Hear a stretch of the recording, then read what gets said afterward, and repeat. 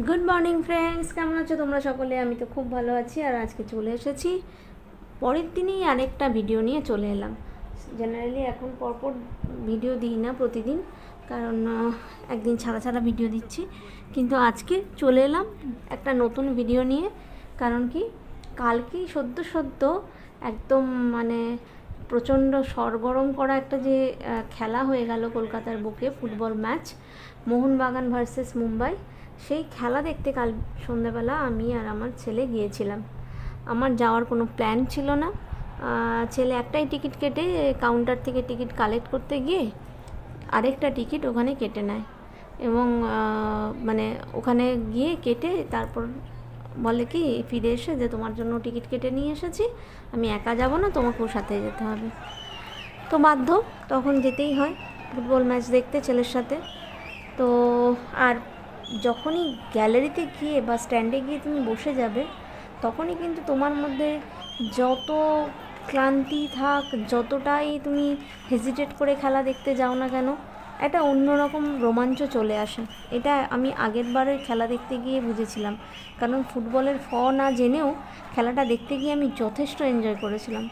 তো যথারীতি কালকে ওই গরমের মধ্যে যেতে খুব বিরক্ত লাগছিল, কিন্তু যখন গিয়ে স্ট্যান্ডে পৌঁছলাম, ফাইনালি গিয়ে সমস্ত বিরক্তিও কেটে গেল এবং ফুল এনার্জিও চলে এলো। তো খেলাটা দেখতে শুরু করলাম। খেলা তো বেশ হাড্ডাহাড্ডি লড়াই ছিল বলেই আমার মতো ফুটবল না জানা লোকেরও মনে হয়েছে যে খেলাটা খুব চাপের ছিল। স্পেশালি লাস্ট 8 মিনিট যখন এক্সট্রা টাইম দিয়েছিল, সেই সময় কিন্তু বেশ চাপের ছিল। তখন সবাই শুধু বলছিল রেফারিকে প্লিজ বাঁশিটা বাজিয়ে দিন, বাঁশিটা বাজিয়ে দিন, বাঁশিটা বাজিয়ে দিন। মানে বাঁশিটা না বাজানো অবধি শুধুই টেনশন হচ্ছিলো যে যদি গোল দিয়ে দেয় তাহলে মোহনবাগানের হাত থেকে সিলটা চলে যাবে। এই টেনশনটা একটা মারাত্মকভাবে হচ্ছিল। তো যাই হোক, যথারীতি 8 মিনিটের পর যখন বাঁশিটা বেজে গেল, বাস ফ্যান্সদেরকে আর কে ধরে। সে কি প্রচণ্ড হুল্লোড়, ইনক্লুডিং আমার ছেলেকেও লোকে আবির মাখিয়ে দেয়।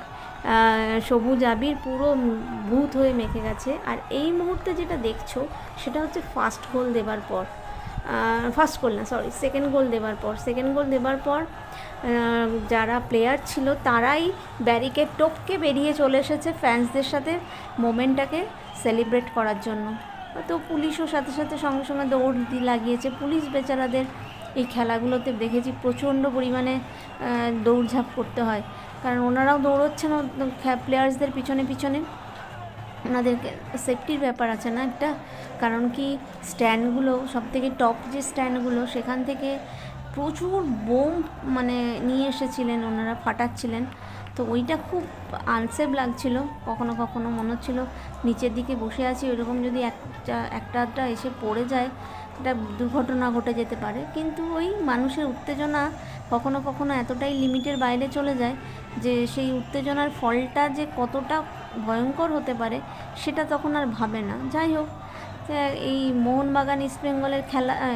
মোহনবাগানের খেলা মুম্বাইয়ের সাথে এবং শিল্ড জেতার খেলা, সেখানে উত্তেজনা আর লোকে কন্ট্রোল করতে পারেনি। তাই সব রকমই উত্তেজনা করেছে, রং মাখানো থেকে বোম ফাটানো থেকে ড্রাম বাজানো, গান করা, কিছু বাকি ছিল না। স্পেশালি হাফ টাইমের সময় ডিজে কিন্তু আমাদেরকে প্রচণ্ড এন্টারটেন করেছে। একটার পর একটা গান উনি চালিয়ে গেছেন, আর সবাই মিলে মাতিয়ে নাচ করেছে স্ট্যান্ড থেকে। তো সব মিলিয়ে ম্যাচটা তো প্রচণ্ড সুন্দর, হাড্ডাহাড্ডি একটা লড়াই ছিলই।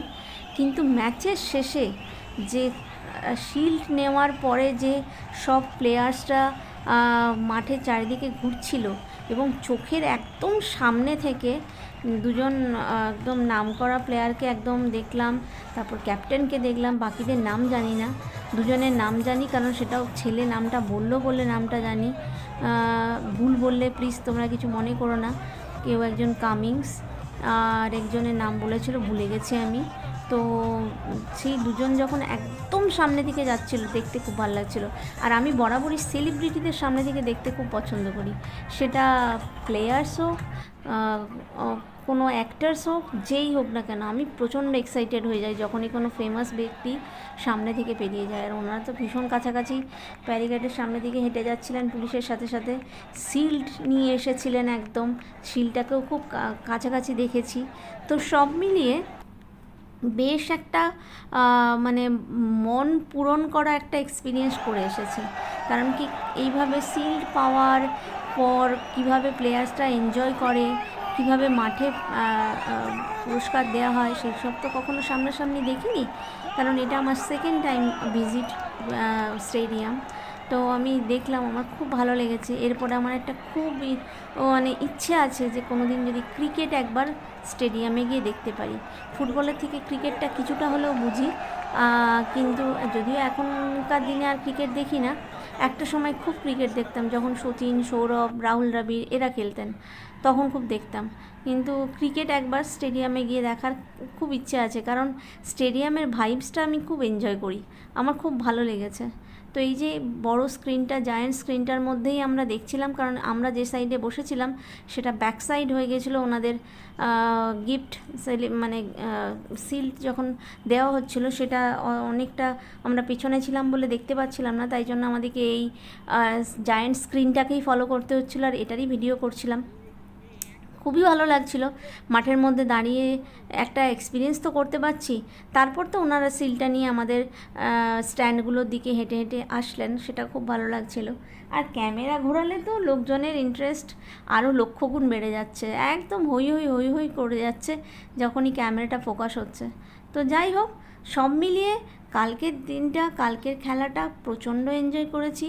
প্রচণ্ড অনেক নতুন নতুন মোমেন্ট আসলো জীবনে, যেগুলো কোনো দিন হয়তো এর আগে কোনো দিন তো এক্সপিরিয়েন্স করিনি, আর কোনো দিন ভাবিও নি যে এক্সপিরিয়েন্স করব।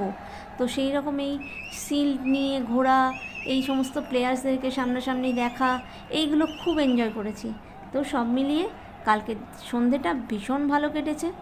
কেউ মানে তোমরা অবশ্যই জানিও যে তোমরা খেলা দেখতে গিয়েছিলে কি না, বা বাড়িতে বসে খেলা কেমন এনজয় করলে, অবশ্যই কমেন্ট করে জানিও। আর ফিরে আসছি আবার একটা নতুন ব্লগ নিয়ে খুব তাড়াতাড়ি।